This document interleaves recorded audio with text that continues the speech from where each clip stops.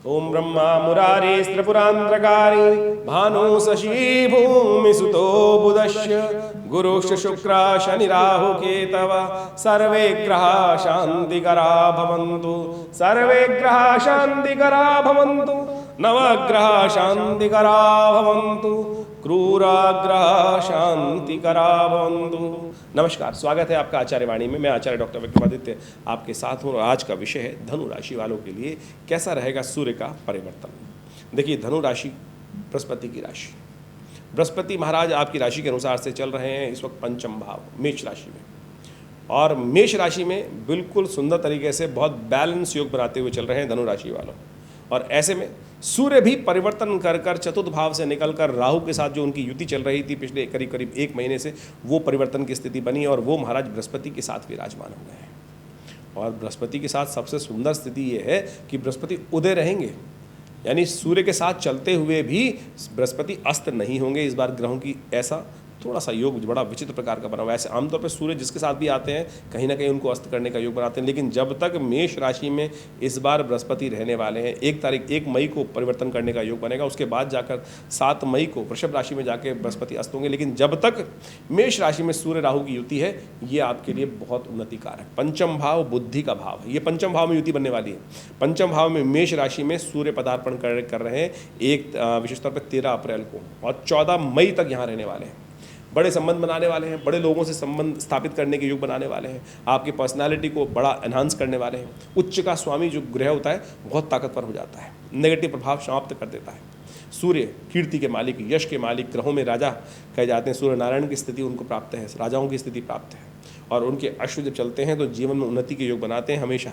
तो ऐसे समझें कि सूर्य का पदार्पण करना पूर्ण शक्ति के साथ इस वक्त बुद्धि, विद्या, संतान, इन सब के लिए बहुत उन्नति के योग आपकी राशि के अनुसार से बना के तैयार हो रहे हैं। ऐसे में सेहत का थोड़ा ध्यान रखने की ज़रूरत है। कई बार क्या होता है कि हम काम में इतने लग जाते हैं कि सेहत का को निगलेक्ट कर जाते हैं। ऐसे में थोड़ा सूर्य का ध्यान की वजह से थोड़ा सा सेहत का ध्यान रखने की स्थिति बना के रखने की आपको खास ज़रूरत है, क्योंकि ऐसी स्थिति है कि थोड़ा ध्यान रखते हुए कार्य करेंगे तो बहुत अच्छा रहेगा। बाकी ग्रहों की स्थिति भी बड़ी अच्छी बनी हुई है आपकी राशि के अनुसार से। तो ऐसे में सूर्य का जो परिवर्तन जो है विचारों में नया शक्ति का संपन्न करने के योग बनाने वाला है, नए विचार देने वाला है। बृहस्पति महाराज उदय होकर वहाँ बैठे जैसे हमने कहा है, तो आपके लिए बहुत अच्छा है, और लग्न पर प्रभाव भी डाल रहे हैं। शनि महाराज दोनों ग्रहों पर थोड़ी स्थिति खराब करने के योग बना रहे हैं, क्योंकि शनि की दृष्टि अभी भी बृहस्पति पर और सूर्य पर विराजमान रहेगी। तो शनि के ग्रास के कारण से शनि है अच्छी स्थिति में, लेकिन उनकी दृष्टि तो कभी शुभ नहीं होती है। तो वो जो दृष्टि डाल रहे हैं उसका आपको लगातार उपचार करने की ज़रूरत है। वो आपकी बुद्धि में जड़ ला देंगे, वो आपकी बुद्धि में जिद ला देंगे, बस यही समस्या है। सूर्य वहाँ बिल्कुल नया विचार, नई चीज़ों को देने की शक्ति देने का प्रयास कर रहे हैं, लेकिन शनि की दृष्टि बृहस्पति पर और जो विशेष तौर पर यहाँ पड़ रही है सूर्य पर, ये थोड़ा हानिकारक योग बनाती दिखाई दे रही है। शनि का उपचार करने की ज़रूरत है यदि पूर्ण रूप से बृहस्पति का आप लाभ लेना चाहते हैं। शनि का उपचार नित्य प्रति करें।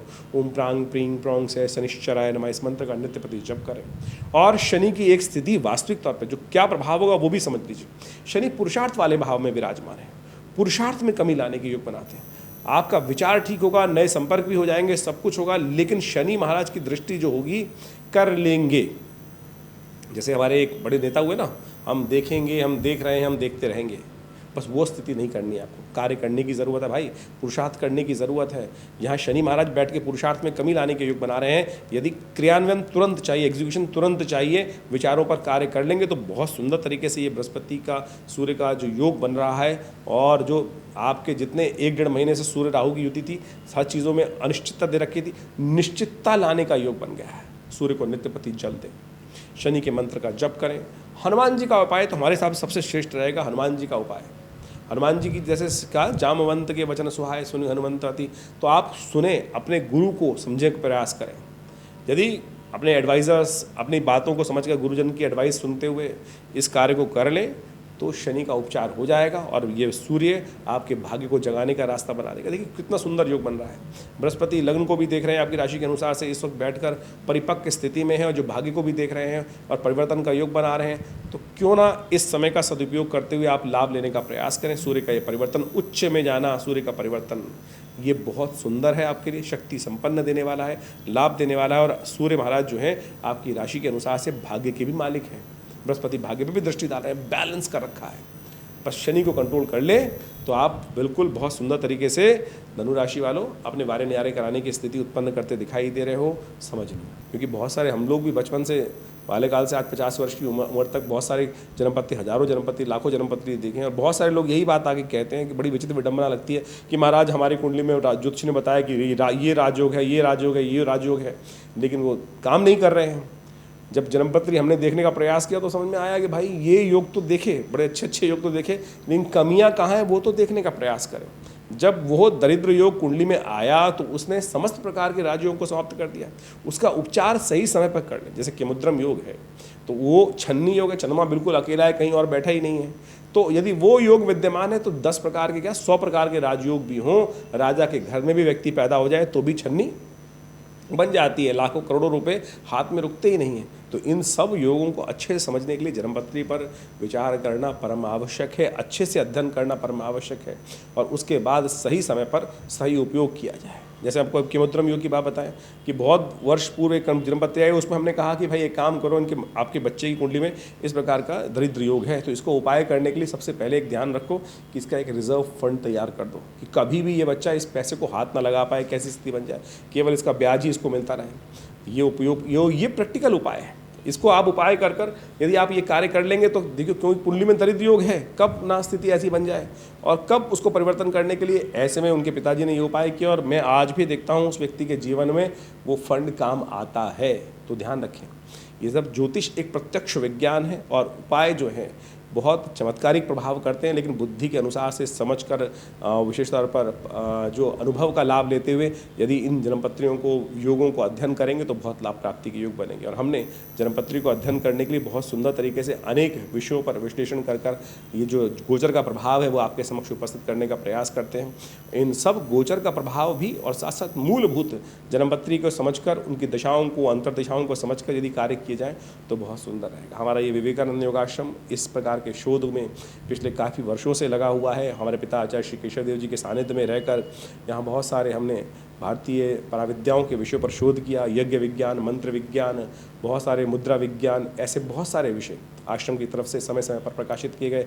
50 से ऊपर विभिन्न पुस्तकें आश्रम के द्वारा प्रकाशित की गई हैं। स्वप्न विज्ञान के ऊपर, मंत्र विज्ञान के ऊपर, यज्ञ विज्ञान के ऊपर, भक्ति के ऊपर, कुंडलनी महाविद्या के ऊपर, मंत्रों के किस प्रकार से कार्य होते हैं, मंत्र कौन से कार्यों में विशेष करते हैं, कभी कोई मुकदमा आ जाए, कोई ऐसी स्थिति बन जाए, कैसे अनुष्ठान कार्य करते हैं, महामृत्युंजय मंत्र कैसे कार्य करेगा, मंत्र में शब्द का प्रयोग किस प्रकार से किया जाए। तो इन सब विषयों को बहुत वैज्ञानिकता के साथ समझने की ज़रूरत है और हमने इन सब विषयों पर बहुत सुंदर तरीके से बाल्यकाल से अपने पिता आचार्य श्री केशव देव जी के सानिध्य में रहकर बहुत सुंदर तरीके से उन चीज़ों को समझा और आपके अपने चैनल के माध्यम से समय समय पर आपके समक्ष वो सारे रहस्य उपस्थित करने का प्रयास करते हैं।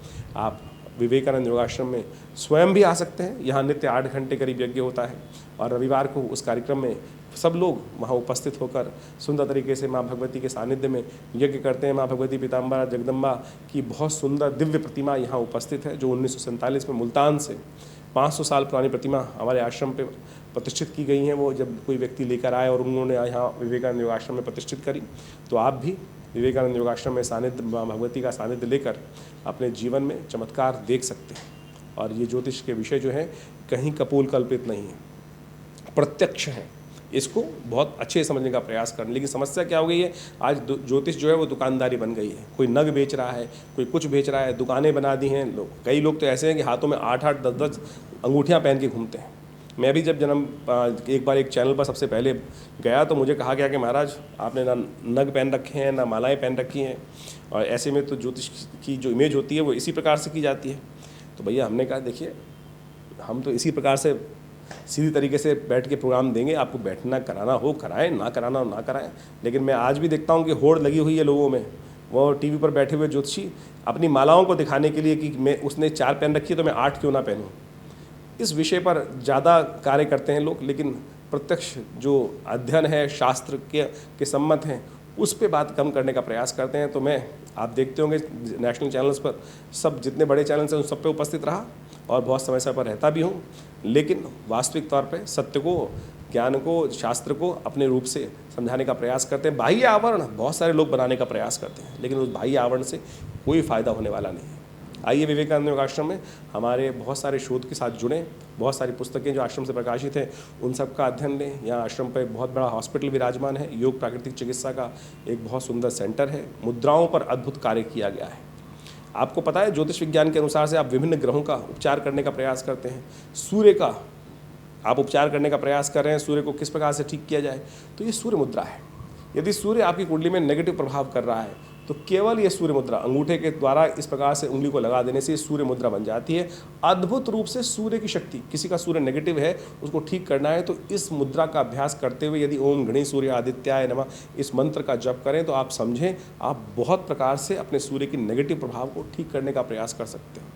और साथ साथ यदि शनि खराब है, शनि का दुष्प्रभाव ठीक हो ही नहीं रहा है, तो ये सबसे बड़ी उंगली को, ये शनि की उंगली है, अंगूठे के बेस पे लगाकर इस प्रकार से मंत्र जब ओम प्रांग प्रींग प्रोंग से शनिश्चराय नमः इस मुद्रा से कर लिया जाए तो हमने देखा कि किसी नग की आवश्यकता नहीं है, किसी और चीज़ की आवश्यकता नहीं है। केवल इन मुद्राओं का अभ्यास कर कर आप बहुत सारे ग्रहों के योग को, नेगेटिव योगों को पॉजिटिव में परिवर्तित करने का प्रयास कर सकते हैं। इसी प्रकार से ज्ञान मुद्रा आपको पता होगी, बृहस्पति, ये उंगली बृहस्पति की है और इसको यदि अंगूठे के साथ लगा दिया जाए तो ये ज्ञान मुद्रा बन जाती है। बृहस्पति के शुभ फल को प्राप्त करने के लिए, बृहस्पति कमज़ोर है किसी का और लेके हर ज्योतिषी जो है वो अपने रत्न को बेचने के लिए दूसरे का रत्न हमेशा नेगेटिव कहेगा, अपने रत्न को पॉजिटिव कहेगा। हमेशा ज्योतिषी विज्ञान जो आज की दुकानदारी चलाते हैं कि ज़रूरत नहीं है आपको लाखों रुपए के उस पुखराज पत्थर को पहनने की, ज्ञान मुद्रा का अभ्यास कीजिए। पहली उंगली अंगूठे के साथ लगाकर ये ज्ञान मुद्रा बन जाती है, शास्त्रोक्त है। आप सोचें भगवान कृष्ण भी इसी मुद्रा में गीता का उपदेश दे रहे थे। कहा जाता है प्रपन्न पारिजाता है तोत्र वेत्रे पाणय ज्ञान मुद्राय कृष्णाय गीतामृतवे नमः, कि भगवान कृष्ण ने गीता का अमृत जो ज्ञान था, इसी ज्ञान का स्वरूप बृहस्पति, और ये बृहस्पति की उंगली अंगूठे के साथ जोड़ देने से ज्ञान मुद्रा बन जाती है। तो अद्भुत प्रकार से आपके वास्तविक तौर पर हम इन्हीं रहस्यों के ऊपर इस चैनल के माध्यम से आपको समझ जोड़ने का प्रयास करते हैं। आशा करते हैं आप भारतीय पराविद्याओं को सही रूप से समझेंगे और दुकानदारी से हटकर कि विभिन्न ग्रहों को ठीक करने के लिए दुकानदारी ऐसी विचित्र हो गई है। शनि का तो बाजार आज की तारीख में इतना बड़ा व्याप्त हो गया है कि तेल पर तेल, हर कोने पर, हर दुकान, हर गली के कोने पर एक शनि मंदिर उपस्थित हो गया। शास्त्र में कहाँ वर्णित है शनि के मंदिरों को बनाने का वर्णन कहाँ मिलता है शास्त्रों में? आप सोचें कि ऐसे ऐसे लोग आते हैं 100 टीन तेल के चढ़वा देते हैं शनि महाराज पर। कहाँ, मैंने कभी एक बार बात करी, भैया कहाँ डालते हो उन तेल को? कहते हैं ज़मीन के अंदर डाल देते हैं। ज़मीन के अंदर डालते हो तो ज़मीन को और ख़राब कर रहे हो। एक इतनी मेहनत से निकाला गया तेल और उसका परिष्कृत पद्धति, और उसके बाद आपने उसको ज़मीन के अंदर डाल दिया, टॉक्सिन कर दिया, ज़मीन को भी खराब किया। तो शास्त्र में कहीं इस प्रकार का वर्णन नहीं है।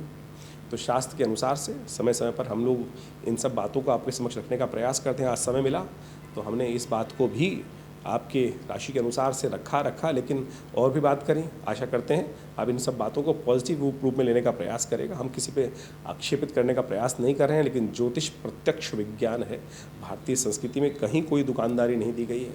यदि आप विश्वास करेंगे तो आपके जीवन में चमत्कार ज्योतिष उपस्थित कर सकता है।